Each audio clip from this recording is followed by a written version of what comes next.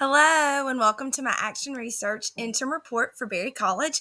I'm Courtney Belcher, and I'm a kindergarten teacher at XYZ School. So, quick introductions. You can see the title of my project, the problem of practice, and my research question is, of course, will kindergarten students who participate in a weekly multisensory directed drawing for a given period of time improve on their handwriting skills? So, despite over a decade of early childhood teaching experience, there's been ongoing challenges with letter formation, including sizing, placement, and legibility. This persists in kindergarten even after explicit instruction. A winter handwriting assessment given to my students confirmed that 16 of these 17 students remained below proficiency, highlighting that the traditional handwriting instruction alone is insufficient. So, this data establishes a need and it helps to guide the direction of the intervention.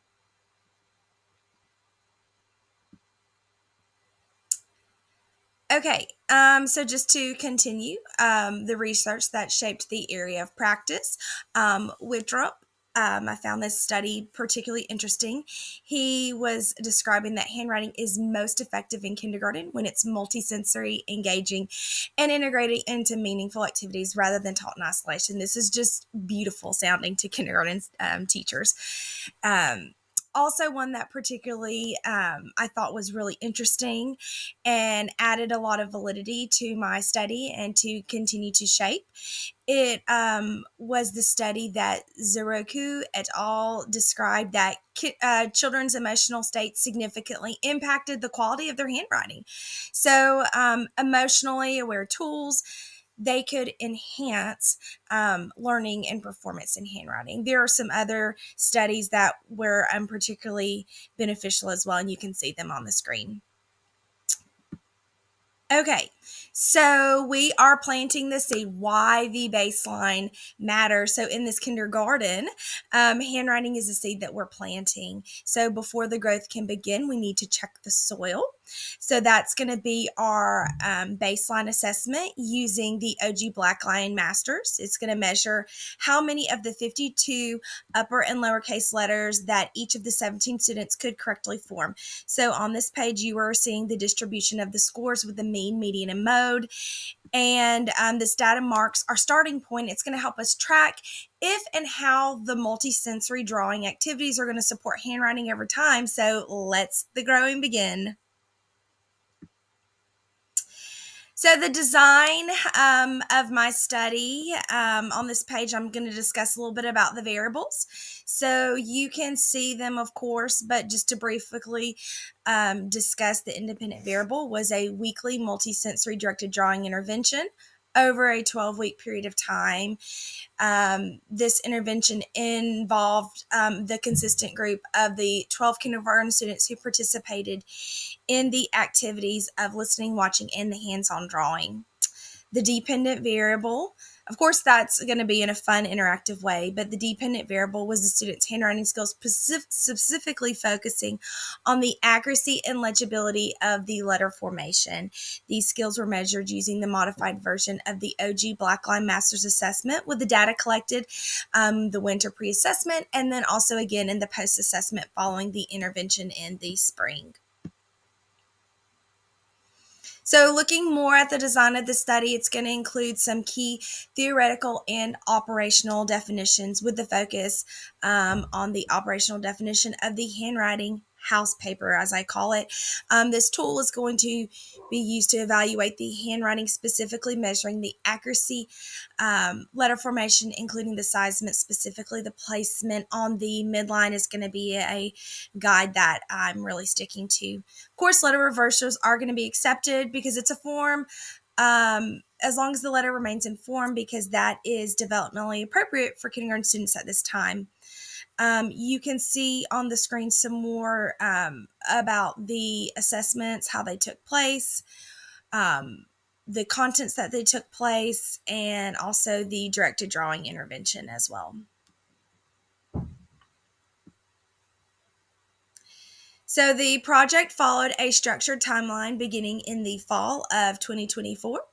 Most importantly, I'm going to identify the problem of practice, review the literature, define the variable, and continue drafting. So after I have collected the initial baseline data in December, the 12-week intervention is going to kick off. It's going to launch in January. That was another highlight. And then throughout the spring, the student work samples, parent surveys, observational notes, they're going to be collected. And you can see again the final assessment is in April. In May, I'm still collecting this data. It's going to be analyzed and triangulated best to evaluate the full effectiveness of the intervention for the research findings. So this, of course, was a mixed method study that's going to combine both quantitative and qualitative data, with hopefully to answer, will kindergarten students who participate in a weekly multisensory directed drawing intervention improve on their handwriting skills? So you can see the quantitative tools that were included, as well as the qualitative data. And a lot of this, the quantitative data the quantitative data has been collected, but the qualitative data is still coming in. Some changes due to time constraints. The whole group assessments were shifted from weekly to biweekly, and then also to enhance the parent input. One-on-one interviews were planned during the upcoming conferences with the families who didn't initially respond. Just to briefly touch on one of my favorite tools that we used, it was the Likert scale for the students. It was very developmentally friendly with the smiley faces for our non-readers. I want to share a little bit about the progress and achievement thus far. So this bar graph shows the quantitative baseline handwriting data and was collected from an initial handwriting assessment evaluating the student's ability to correctly form upper and lowercase letters. So just from this one data set came some extremely useful information, so much I don't even have enough time to talk about it, but on the screen you can see just some of the key highlights that's going to help guide the research along. I am going to share with you the key findings of the baseline handwriting data with the mean, median, and mode. And then on the screen, you can see some of the key observations, the wide ranges of the students, and then some of the inconsistencies from the upper and lowercase letters are on there as well. To highlight the progression of the Interim study, I did include some qualitative data from the parent questionnaire presented in a chart reflecting their thoughts on the child's handwriting data. You can see the summary of the parent questionnaire results, but briefly, just to touch on it, 17 out of the 17 families, only 7 responded. Most of the parents rated their child's handwriting as average or somewhat neat. Less than half reported that they practiced handwriting at home, even though they said that their children enjoyed it. So key takeaway, parents and students' perceptions don't always align. It also signaled to me as a teacher and researcher that the low response said that we needed to do better for stronger family engagements. I am so proud of this one slide. I am beaming when I am reviewing the statistical summary of the handwriting growth trends from that you can see from this line graph data. You can see the mean, median, and mode, as well as some key observations and inferences. Most of the students showed steady improvement in handwriting accuracy. There were some high achievers, notable growth, and of course some minimum progression or minimum progress from a few students. The mode of 40 indicates that many students achieve mastery, yay, by the end of the intervention. I am going to keep it real with you though. There were some key challenges faced during the handwriting and directed drawing intervention.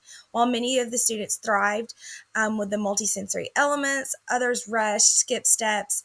The fine motor work takes patience and precision, skills that we know are still developing at this time. So that made it kind of tricky to determine if the handwriting gains were from the intervention or just maturity over time. There were, of course, some schedule interruptions, fire drills, weather delays, students checking in and out. Those all happened, but we did the best we could to make it up in a timely manner. Also, there were some developmental differences with the students, entering kindergarten with a wide range of readiness. Some had never even held a pencil, others could write words. So to manage this variation consistency, we made sure to have a consistent baseline data from the OG Blackline Masters, and the teacher created protocol ranges were used. These ranges were common with other assessments, and it helped to make fair measures and track the growth obtainable. Just to quickly reflect, you can see through with the multisensory strategies, improving handwriting skills, it did seem to be beneficial. Simple target instruction worked best. The multisensory strategies were very beneficial, as well as the hands-on. So my next steps, you can see them on the screen. I need to send home some parent questionnaires to gather feedback, and I am going to conduct those parent interviews.